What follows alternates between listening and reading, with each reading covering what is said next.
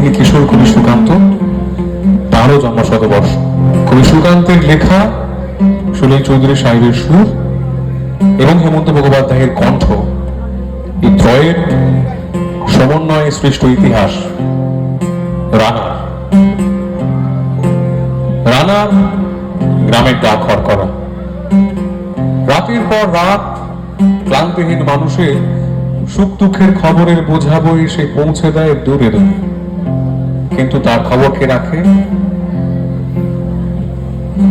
রানার ছুটেছে তাই ঝুম ঝুম ঘন্টা বাজছে রাতে, রানার চলেছে খবরের বোঝা হাতে, রানার চলেছে রানা, দিগন্ত থেকে দিগন্তে ছুটে রানার রানা, আজ পেয়েছে সে নতুন খবর রানা, রানার ছুটেছে তাই ঝুম ঝুম।